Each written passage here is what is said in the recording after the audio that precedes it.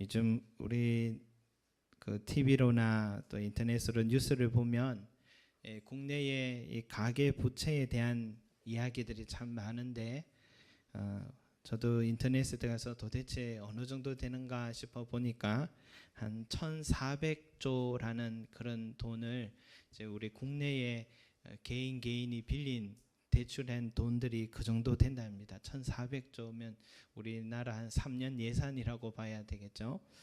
그 중에 한 65%가 한 938조인데 이 938조가 대부분 이 주택담보대출이랍니다. 주택담보대출이었답니다. 지금 이 부채가 늘어가는 속도가 1년에 한 100조씩 지금 늘어가고 있는 아주 빠른 속도인데, 그래서 정부에서도 경제를 담당하고 있는 사람들이 또 정책들도 꺼내고 또 국가적인 고민도 많이 하고 있고 또 개인이 짊어지고 있는 짐도 참 무거운 것 같은데요. 현재 국가의 경제 사정 또 가정의 경제가 또 위기에 있지만, 제가 이 얘기를 지금 방금 드린 이유는 그런 위기를 말하는 것이 아니라 이 속에 대부분의 사람들의 마음 속에 갖고 있는 그 꿈이 바로 이 내 집 마련에 대한 꿈이 참 크구나 하는 것을 보게 됩니다. 이렇게 가계의 부담을 안고서라도 내가 편하게 살고 쉴 수 있는 그런 집을 마련했으면 하는 그런 꿈이 얼마나 큰 건가라는 것을 이 경제적인 지표로 말해주는 것 같습니다. 오늘날 이 집이라는 것이요, 단순히 쉼을 얻고 잠을 자고 생활에 필요한 도구의 이상의 그런 의미를 담고 있는 것 같은데, 이제는 집이라는 것은 그 사람의 성취 또 성공의 잣대로서 여겨지고 있는 것 같아요. 연예인들이 가끔씩 자기 집을 공개하는 요즘 그런 프로들이 참 많은데 집 안에 없는 게 없습니다. 어떻게 저렇게 집 안에만 있어도 재밌겠다 싶을 정도로 너무너무 재밌게 사는데, 그럴 수도 있는 것이 집 밖으로 못 나가서 그렇구나, 집 안에만 있어야 되는 사정이 있구나 하는 생각이 듭니다. 다 궁궐같이 사는데, 그러나 자랑할 만한 소수의 연예인들만 그렇게 집을 오픈하고 있는 거겠죠. 이런 겁니다. 내가 무명 시절에 참 고생을 했는데 지금 이렇게 성공을 했다라는 그런 성취를 보여주고 싶은 마음에 그런 집들을 오픈하는 것 같아요. 평범한 사람들에게도 이 집은 내가 어떤 지역에 사나 또 어떤 집에 사나 이런 것은 여러 가지 의미를 담고 있습니다. 할 수만 있으면 좋은 주거 환경을 택하고 또 자녀 교육도 생각하고 또 직장에 출퇴근할 수 있는 거리의 교통편도 생각하고, 그렇게 해서 여러 가지 수준들을 고려하고 집을 고릅니다. 그렇게 하다 보니까 이 특정 지역과 특정 건물의 부동산 가격이 필요 이상으로 높아지고 또 가계의 부담을 안고서라도 그 집을 마련하려고 하는 모습을 많이 보게 됩니다. 여러분, 어쨌든 내 집 마련이라는 것은요, 그 어느 시대보다도 이 모든 사람들의 꿈이 됐습니다. 내 집 마련은 열심히 일해서 달려온 성공의 또 상징이기도 하고 또 부담이 되지만 이 집을 마련함으로 인해서 오늘도 쉬지 않고 열심히 일하게 되는 동기도 되는 것 같습니다. 그만큼 인간의 욕구 속에는요, 거주할 곳을 찾고자 하는 이 본성이 모두에게 있다라고 볼 수 있겠습니다. 거주할 집을 마련하고 싶은 이 욕구가 다 있다라는 것입니다. 그런데 내 집 마련의 꿈이요, 이 세상에 살 때만 있는 것은 아닌 것 같아요. 육신이란 이 집을 벗어날 때에 영혼을 위한 이 영혼을 위한 그런 거처, 영원한 집을 마련하고 싶은 영적인 본성도 우리 모든 사람들에게 있습니다. 인생에 있어서 죽음이라는 게 필연적이듯이 영원한 집을 마련하고 싶은 욕구도 필연적이다라고 말할 수 있습니다. 장례식을 찾아가면 대부분의 사람들이 유가족들에게 이렇게 인사하잖아요.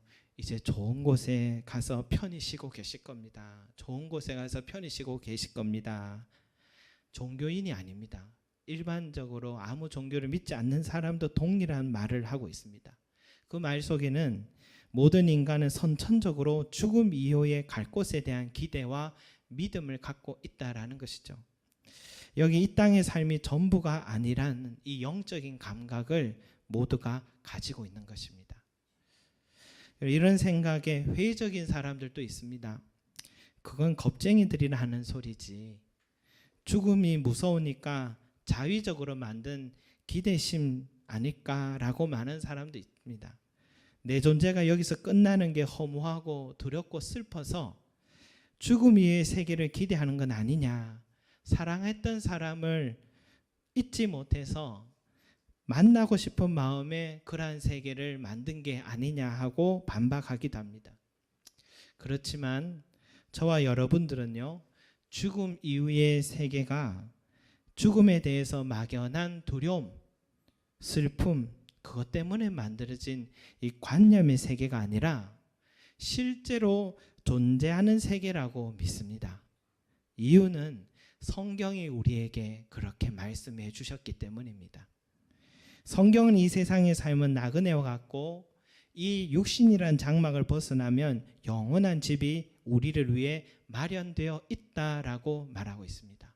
고린도후서에 보면 만일 땅에 있는 우리의 장막 집이 무너지면 하나님께서 지으신 집 곧 손으로 지은 것이 아니요 하늘에 있는 영원한 집이 우리에게 있는 줄 아느니라. 성경은 우리에게 말씀했습니다. 성경은 분명히 영원한 집이 있다라고 말합니다. 이 말을 한 사람이 누구냐면 바울이라는 사람인데, 바울이 그저 짐작으로 그럴 것이다 라고 말하는 게 아니라 분명한 체험을, 확신을 가졌기 때문에 이런 말을 했습니다. 그는 그 말을 할 당시에 14년 전 셋째 하늘의 천국에 이끌려 가서 표현할 수 없는 말들을 들었다라고 합니다.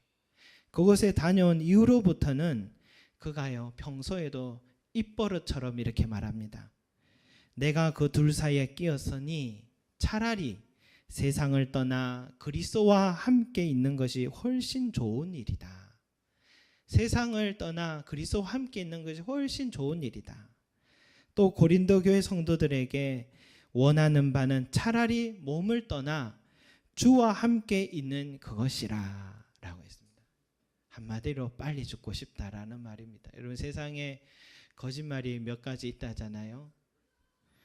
처녀가 시집가기 싫다는 말, 또 노인이 빨리 죽고 싶다는 말, 이 말은 거짓말이라는데, 근데 바울은 빨리 죽고 싶답니다. 차라리 빨리 세상을 떠나 주와 함께 있고 싶다, 그렇게 말했습니다. 이 가톨릭의 성인의 반열에 올랐던 이 마더 테레사나 또 김수환 추기경도 죽음의 임종 앞에서는 참 많이 떨었다는 그런 이야기를 어느 신부님의 글에 보게 되었는데, 그런데 바울이요 빨리 죽고 싶답니다. 정상이 아니거나 아니면 우리가 보지 못한 것을 보았거나 둘 중에 하나인 것이죠. 저희 어머니가 저희에게 가끔 하신 이야기 중에, 제가 태어나기 전에 사랑하는 두 아들이 먼저 이 세상을 떠났는데, 그래서 제가 태어나게 된 것 같아요. 어느 날 이 기도 중에요, 이 바울과 같은 그런 체험을 했습니다. 천국에 가게 되었는데 그곳에서요 너무 보고 싶던 두 아들과 먼저 가신 이 남편을 만나게 되었다고 합니다. 그래서 자기도 모르게 어머님이 나 여기서 살고 싶다, 여기 살고 싶다 그렇게 말하니까 한 음성이 들리는데, 아직 내가 세상에서 해야 할 일이 더 남아 있어서 아직은 아니다, 아직은 아니다 그렇게 말씀하시더랍니다. 그게 아마 지금 저희들 자녀들의 목회기를 위해서 기도하라고 하신 사명이 아닐까 생각이 드는데, 어머니가 자식에게 뭐 빈말을 하시겠습니까? 지금 어머니에게는 두 세계를 살고 계신 겁니다. 이 땅에 발을 딛고 있으면서도 저 영원한 집을 향한 소망이 두 세계의 발을 딛고 살아가시는 겁니다. 여러분, 우리가 영원한 집을 믿고 있는 이유 중에 가장 큰 이유는 뭐냐? 오늘 이 예수님의 말씀 때문인 겁니다. 2절에 뭐라 합니까? 내 아버지 집에 거할 곳이 많도다. 또 내가 너희를 위하여 거처를 예비하러 가노니 라고 했습니다. 그리고 3절에도 가서 너희를 위하여 거처를 예비하면 뒤에 나 있는 곳에 너희도 있게 하리라. 우리가 바울처럼 천국에 가보지는 못했지만 우리가 천국을 믿는 이유는 예수님을 믿기 때문입니다. 예수님의 말씀을 믿기 때문입니다. 만약 내가 육신을 벗어나서 영원한 집을 믿지 않고 있다면 우리는 예수님의 모든 말씀도 믿지 않아야 합니다. 예수님을 믿지 않는 비그리스도인인 것입니다. 예수님을 믿는 자라면 사후에 영원한 집, 천국을 소망하게 되는 것은 지극히 당연한 일인 것입니다. 이상한 일이 아닙니다. 당연한 일입니다. 사랑하는 성도 여러분, 누가 뭐라고 해도 내가 예수님을 믿고 있듯이 이 영원한 집이 준비되어 있다는 사실, 이 믿음도 흔들리지 마시기 바랍니다. 그 집은 대출도 없고 또 이자 갚을 일도 없고 또 집값이 내릴까 봐 걱정할 일이 없는 그런 안정적인 집입니다. 주님께서 먼저 가셔서 집 짓기를 해놓는다고 하셨으니까 또 다 준비되면 다시 오셔서 나를 다시 그곳으로 함께 데려가겠다고 약속하셨으니까 여러분, 그 집에 대한 청약 통장은 약속에 대한 믿음이라는 통장입니다. 매달마다 주택 부금 넣듯이 매일 매 순간마다 이 믿음이라는 부금을 넣으셔서 이 세상 살 때 그 주택 부금을 많이 넣으면 넣을수록 바울과 같이 나도 차라리 주와 함께 있고 싶다 하는 영원한 집을 사모하시는 저와 여러분이 되시기 바랍니다. 그런데 여러분, 왜 예수님이 오늘 갑자기 집 이야기를 하셨을까? 왜 이렇게 집 이야기를 하실까? 바로 근심하지 말라고 하신 말씀입니다. 근심을 하지 말라고요. 1절 말씀 같이 한번 볼까요? 시작. 너희는 마음에 근심하지 말라. 하나님을 믿으니 또 나를 믿으라. 아멘. 또 27절에도 보니까 27절에도 이런 말씀이 있죠. 너희는 마음에 근심하지도 말고 두려워하지도 말라. 아멘. 예수님이 오늘 여기에 마지막 이 고별의 시간에 이 우리에게 꼭 하고 싶은 말씀은 근심하지 말라는 것입니다. 예수님이 보시기에 제자들뿐만 아니라 모든 사람들의 삶을 짓누르는 것을 보니까 근심이었습니다. 근심이 모든 사람들의 그 눈빛 속에 다 들어있다라는 것을 보게 됐습니다. 가만히 생각해 보니까 오늘 살아가고 있는 저와 여러분도 다르지 않을 것 같아요. 부모님들이 성공하신 부모님들 많잖아요. 열심히 성실하게 살아서 잘 읽었습니다. 좋은 학력도 가졌고 좋은 직업도 가졌고 나름 성공했습니다. 남들이 보면 이제 근심할 게 없어 보이는데 그런데 그분이 근심이 있습니다. 바로 자식에 대한 근심입니다. 자식을 낳았더니 이제 근심이 시작되는 겁니다. 초등학교 가도 친구들과 잘 지내고 있나? 또 남들만큼 육체적으로 정서적으로 잘 성장하고 있나? 학업 성적은 뒤처지지는 않나? 또 고등학교 대학에 진학은 잘할 수 있나? 졸업을 했는데 취직은 잘하나? 취업했는데 결혼 문제가 또 걱정입니다. 또 결혼해도 잘 못 사는 것 같아 걱정입니다. 이제는 손자 문제까지 같이 근심을 하는 겁니다. 그러니까 한 사람이요, 내 근심 다 덜고 나면 근심이 없을 줄 알았는데 마지막 일평생 근심 속에 살아가는 게 인생이더라라는 것입니다. 여기 예배 자리에 올라온 저와 여러분들도 한 주간에 품고 있던 이 근심 다 내려놓고 싶어서 지금 주 앞에 나오지 않았습니까? 설교를 들으면서도 문득 근심이 찾아와서 설교가 잘 안 들릴 수도 있지 않겠습니까? 여러분, 이런 근심은요, 일생 내내 끊이지 않는다라는 것을 예수님 아셨습니다. 예수님 우리에게 그래서 중요한 해답을 하나 말씀해 주시는데, 그게 뭐냐? 하나님을 믿고 또 나를 믿으라. 하나님을 믿고 또 나를 믿으라라는 것입니다. 근심과 불안이란 이 세상에 존재하는 한 끊이지 않는 것인데, 그렇지만 그것을 다스릴 수 있고 또 마음의 평안으로 가득 채울 수 있는 방법이 있다는 것입니다. 바로 평강의 주인이신 예수님을 마음에 모시는 것입니다. 우리 주보에도, 여러분 주보 보면 앞에 이런 문구가 있잖아요. 뭐라고 되어 있습니까? 여기 날개 표지 쪽에 날개 이름 말씀이 있잖아요. 한번 읽어보겠습니다. 시작. 예수님을 마음에 모시고 주목하십시오. 자신도 모르는 사이에 행복해질 것입니다. 행복하세요 라고 했습니다. 여러분, 이건 진리입니다. 예수님이요, 자신도 십자가에 달려 죽고 제자들은 이제 예수님이 스승이 죽었으니 우리도 어찌 될지 모른다. 이제는 어디로 어떻게 살아야 되나 모여서 두려워 떨고 방 안에 문을 닫고 있을 때에 예수님, 부활의 주님이 다가오셔서 제일 먼저 하신 말이 너희에게 평강이 있을지어다. 예수님은 근심 속에 있는 제자들의 눈빛을 아시고 제일 먼저 하신 말씀이 너에게 평강이 있을지어다 라고 했습니다. 또한 도마도 그 자리에 없었는데 도마가 또 다음에 참여했던 날에도 예수님이 또 찾아오셔서 하신 말씀이 너희에게 평강이 있을지어다 라고 말씀하셨습니다. 그때의 제자들이 기뻐하더라 라고 성경 기록합니다. 여러분, 예수님은요, 평강의 주인이십니다. 예수님을 모신 사람의 마음속에는 근심을 이길 수 있는 평강과 기쁨이 있다는 사실입니다. 그래서 예수님으로 충만한 사람을 보면 그 얼굴에 근심이 없습니다. 편안합니다. 그 사람의 마음속에 계신 이 평강의 주인이신 예수님 때문인데, 그래서 그 사람의 얼굴이 편안한 겁니다. 편안할 이유가 없는데도 예수님이 그 마음 지켜주시고 그 발목을 붙잡아 주셨기 때문입니다.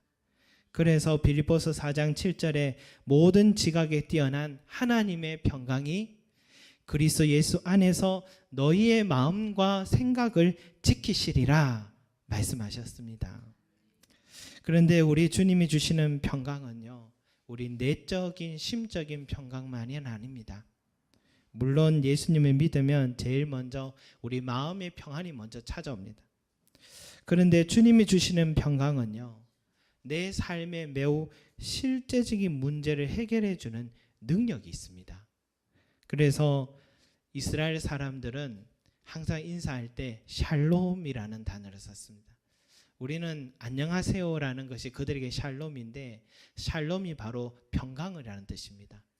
주님이 주시고 하나님이 주시는 그 평강 가운데 있기를 원해서 샬롬이라 했습니다. 이 샬롬은요, 실제적인 평안입니다. 실제 삶의 문제를 해결해 주시는 평안인데, 한 집사님이 제가 이렇게 목회하면서 책을 읽으라고 어느 기독교 출판사를 후원을 하셔요. 후원을 하시면 그 출판사에서 매달마다 저에게 한 서너 권의 책이 날아오는데, 처음에는 내가 그래 책을 안 읽어서 이렇게 책을 보내시나 보다 이런 생각이 들어서, 그래서 책을 받고는 있었는데 가끔씩 재밌는 도서들도 보기도 하고 했습니다. 그런데 이 출판사를 보면서 이 매력이 자꾸 생기더라고요. 대부분의 책이요, 요즘 사람들이 잘 안 읽는 무거운 책들입니다. 신학 전문 서적이고 목회 전문 서적들이니까 이렇게 책을 찍고 나면 출판사가 망하기 참 좋은 그런 책들만 계속 찍고 있습니다.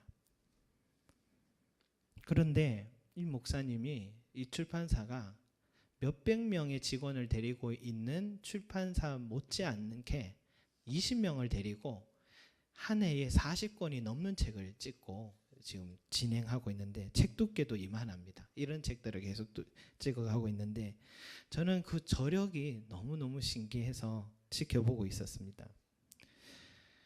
그런데 이분이 보통 분이 아니시구나. 그저 출판사에 운영한 사장의 마인드로 하는 게 아니라 무엇인가 소신과 믿음이 있다, 이런 생각이 들어서 이분에 대한 관심을 갖고, 최근에는 이분이 자신의 자전적인 이야기를 하는 책들이 나오길래 관심 있게 보았습니다. 그런데 이분이요, 이분도 뭐 공부를 할 만큼 다 하셔서 아주 지성적인 분이신데도 불구하고 아주 영적이고 신앙의 그 깊이도 많이 가지고 계신 분이란 것도 알게 됐습니다. 그래서 이분의 글을 어제 저녁에, 이 책이 아래 와서 어제 저녁에 밤에 한번 읽어보는데, 제목이 지렁이의 기도라는 그런 제목의 책인데, 읽어보다가 은혜가 되어서 그 은혜된 이야기를 제가 전해드리겠습니다.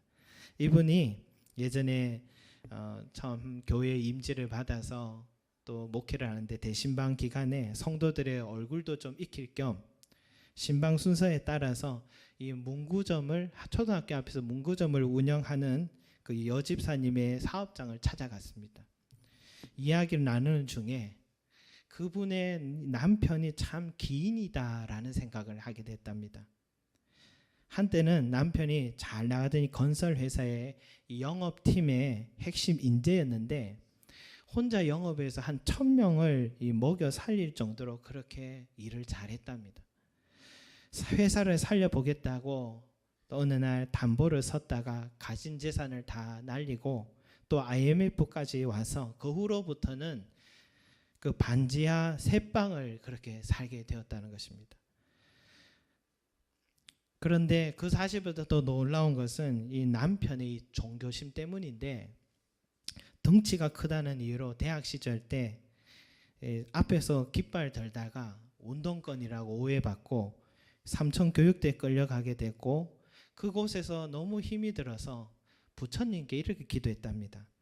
여기서만 나가게 해주시면 평생 부처님 은혜를 잊지 않겠습니다 하고 기도했는데, 정말 삼천 교육대에서 나오게 됐답니다. 그 후로부터 지극정성으로 이 남편이 부처님을 모시고 살았고, 새벽 4시면은 기상을 해서 깨끗이 몸을 씻고 불경을 하루도 거르지 않고 썼다고 합니다. 나중에는 전국 불교 청년연합회 회장도 하고 성철 스님을 만나려고 암자까지 3000배나 하면서 성철 스님도 만났다고 합니다. 그런데 재밌는 것은 항상 새벽이 되면 이 남편이 4시에 일어나서 불경을 쓰다가 새벽 5시가 되면 부인을 깨운답니다. 부인을 깨워서 새벽 기도, 교회 새벽 기도 가라고 자꾸 깨운다는 것입니다.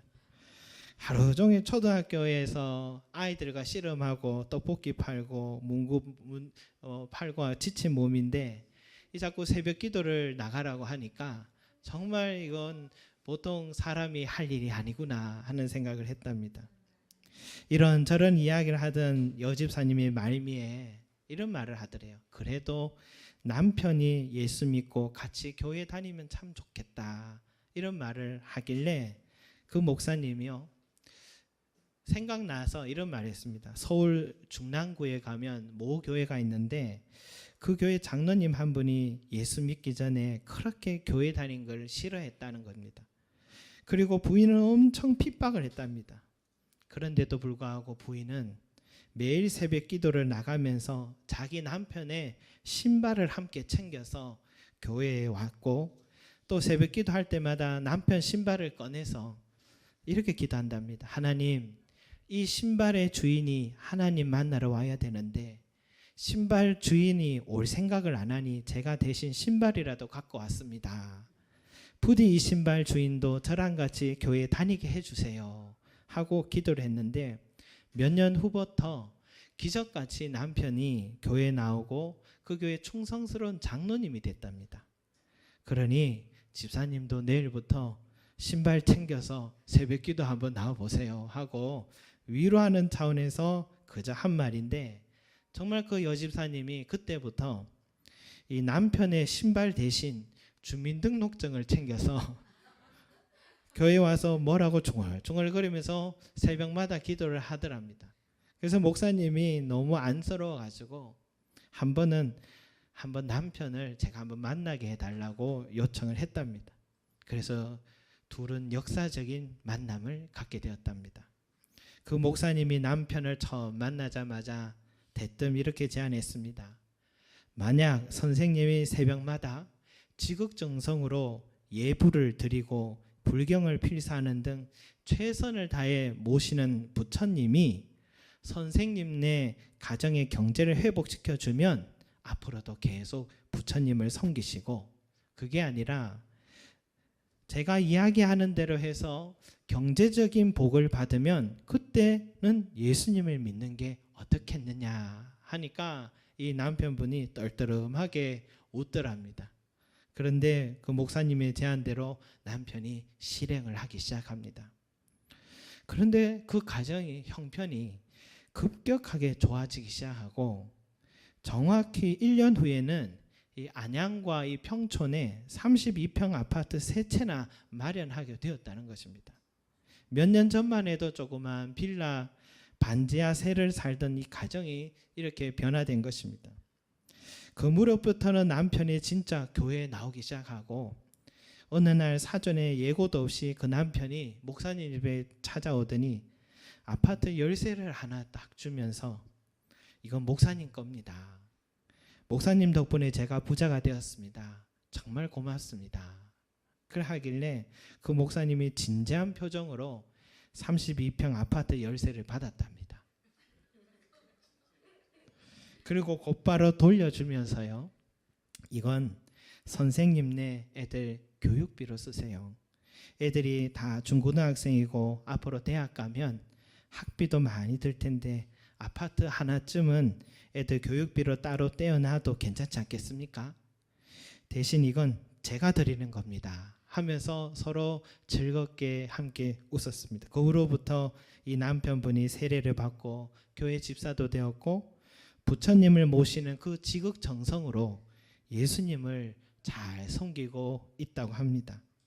여러분, 하나님이 주민등록증 갖고 와서 기도한 그 부인의 기도를 들어주신 거겠죠.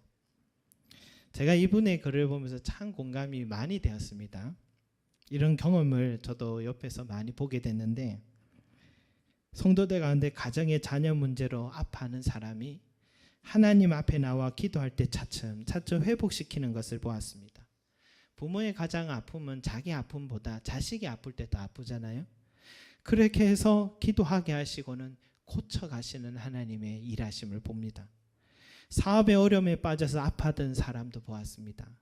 그 사람이 하나님 앞으로 나와 기도할 때 하나님이 일하기 시작하는데, 도저히 불가능한 상황인데도 이전보다 더 큰 역사를 일으키시는 하나님의 능력의 역사를 봅니다.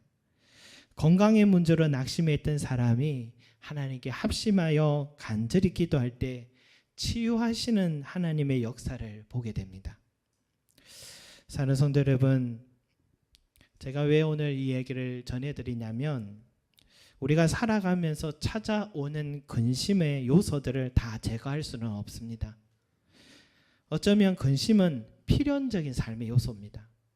그렇지만 근심 대신 평안을 내 마음속에 가득 채울 수 있는 방법은 있습니다. 바로 하나님께 기도하는 일입니다. 예수님의 말씀으로 내 마음을 가득 채우는 일입니다. 그러면 이 근심 가득한 이 세상은 보이지 않고 평강의 주인이신 우리 주님만 보이게 되는 것입니다. 우리가 주님만 바라보고 평강을 누리고 있는 그 사이에는 또한 내 삶의 문제들이 하나하나 해결해 주시는 그런 놀라운 기적도 우리가 체험하게 되는 것입니다. 그런데 이러한 평강의 주인께서 이 세상에서도 나를 근심에서 벗어나게 해주실 뿐만이 아니라 오늘 말씀처럼 먼저 가셔서 나를 위해 영원한 집을 마련하고 계신다는 것, 그곳에서 우리는 이 땅에서 내 삶을 책임져 주시고 사랑해 주셨던 그 좋은 주님의 얼굴을 이제는 더 가까이서 더 뚜렷하게 보고 그 품을 더 충분하게 느끼면서 마주하고 그 주님이 주시는 기쁨과 평강 속에서 우리는 영원히 살아가게 될 것입니다. 여러분, 하나님을 믿으시기 바랍니다. 또한 예수님을 믿으시기 바랍니다. 그것이 이 땅에서 뿐만 아니라 영원한 삶을 책임져 주시고 영원한 근심을 다 사라지게 도와주시는 은혜인 줄로 믿습니다. 그래서 바울이 이렇게 말하잖아요. 아무것도 염려하지 말고 다만 모든 일에 기도와 간구로 너희 구할 것을 감사함으로 하나님께 아뢰라. 그리하면 모든 지각에 뛰어난 하나님의 평강이 그리스도 예수 안에서 너희 마음과 생각을 지키시리라. 아멘. 이러한 은혜와 역사가 있기를 소망합니다.